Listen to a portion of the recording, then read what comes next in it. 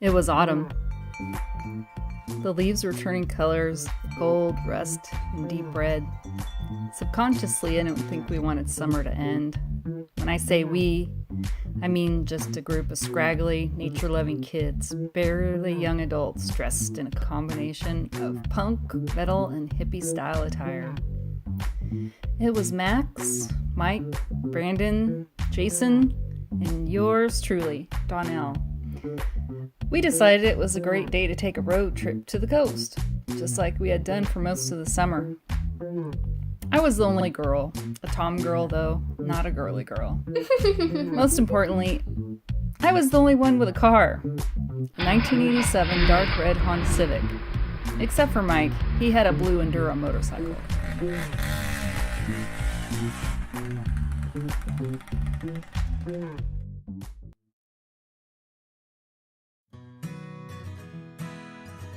We started gathering our camping gear. A couple of dark blue tents, a royal blue tarp, a couple of blue sleeping bags lined with plaid flannel, a red one, an orange one, and a Kelly green mummy bag stuffed with goose down. That was mine.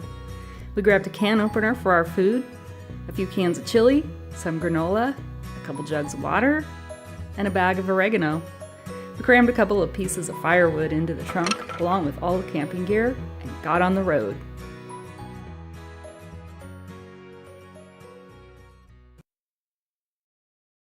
The sky was cloudy, with little drops of rain every now and then, but not enough to stop us.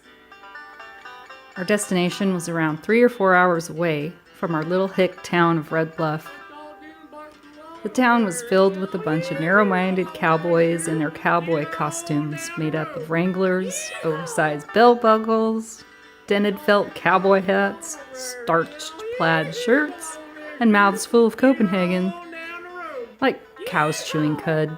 We longed to escape the town and begin our journey down the yellow brick road that led to a magical land of giant redwood trees, delicately woven bright green ferns dripping with dew, and happy little banana slugs sharing their homes with us on the padded trails of humus underneath the redwoods.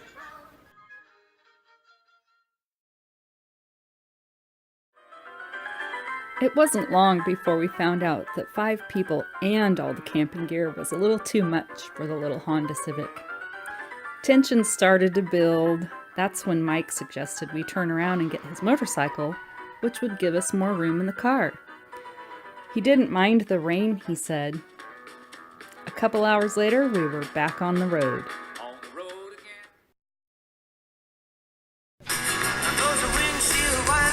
The windshield wipers were tapping away to the music on the tape deck. A few more hours of twisting, winding roads along the Trinity River, over mountainous terrain, and we made it to the Highway 101 north sign.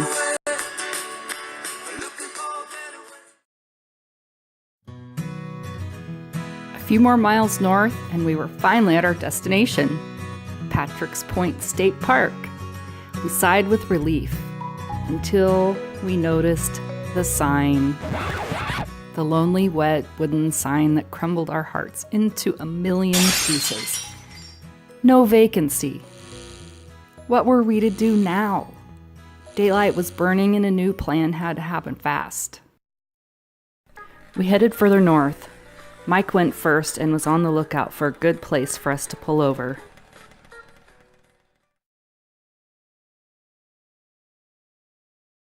We finally found a small, wet dirt turnout with just enough room to fit the little red car and the buzzing blue motorcycle for the night. We were somewhere between the highway and the ocean on a frontage road. We had no idea where, really, but we had to get moving. Each of us grabbed as much of the essentials as possible so we'd only need to make one trip.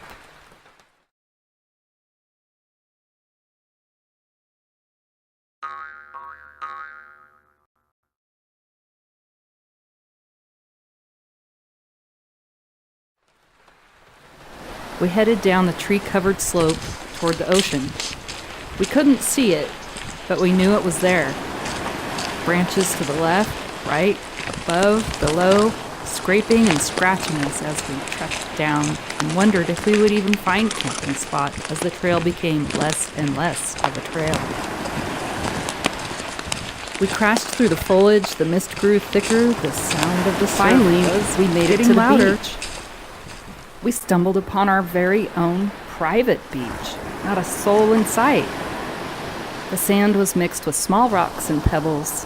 The south end had a nice big outcropping of rocks that looked like it would help protect us from the wind and mist that was getting thicker and thicker by the minute. We dumped the heavy gear on the ground to rest our arms and then started getting our camp together.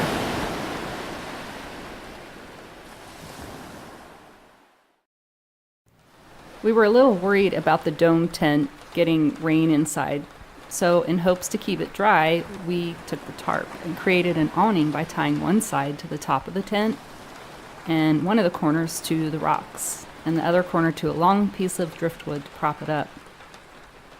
By that time, we were really hungry, so we grabbed the cans of chili, and normally we would have made a campfire to heat things up, but all the wood we could see was wet. It was almost dark, and the wind was getting stronger. Unfortunately, fire was not very realistic at this point. It was time to huddle in our tents, gulp down some cold chili, and crawl into our sleeping bags for the night.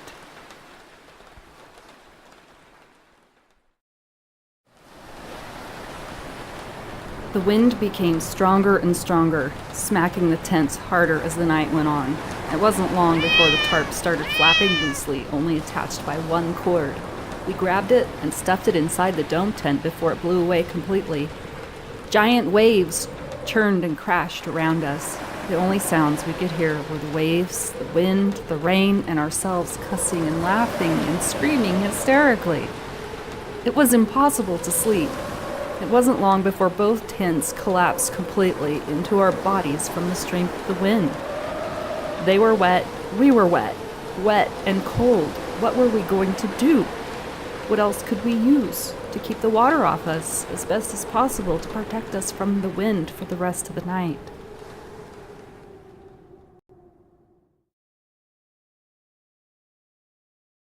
The tarp. We decided to use the tarp. We all crawled underneath. We were all five staring at each other by the glow of a flashlight. Our feet were out toward the edge of the tarp, helping hold it down along with the wet sand to keep the wind from ripping it away from us. We collectively made a starfish shape. The tarp saved us from getting hypothermia. It didn't seem possible, but the rain pounded harder. The ocean became angrier. We must have been in the middle of a hurricane. Sand was in our mouths, grinding between our teeth, in our eyes, clothes. The night lasted forever. I just wanted to be home.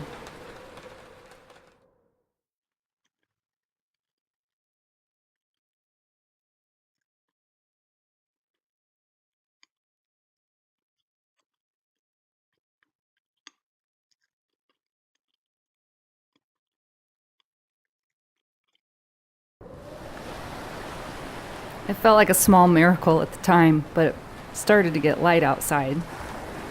We lived to see the morning. We overcame the challenges to endure the night, but the rain didn't let up. We didn't care. What I remember most about that moment is the relative silence of the morning and our grim determination to get the hell off that beach.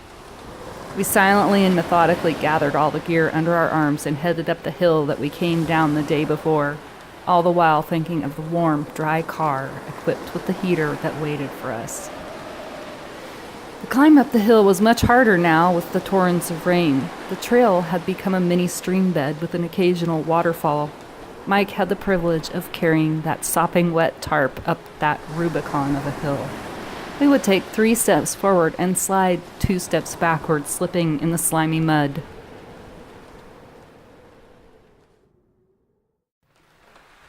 Once we were in the car, the awkward silence ensued. You could cut it with a knife. Mike's buzzing motorcycle engine broke the silence now and then. We made it a few miles down the road near civilization, roughly 15 minutes into the trip, just wanting to be home. We were exhausted, crusty, tired, grumpy, dirty, sandy, stinky, with messy, knotted hair. That's when a voice came from the back seat. "What do you say we freshen up and grab a bite to eat?" Apparently, that sounded too crazy after going through hell for 12 or so hours. As good as real food and coffee sounded, the general consensus was that we could freshen up and eat at home.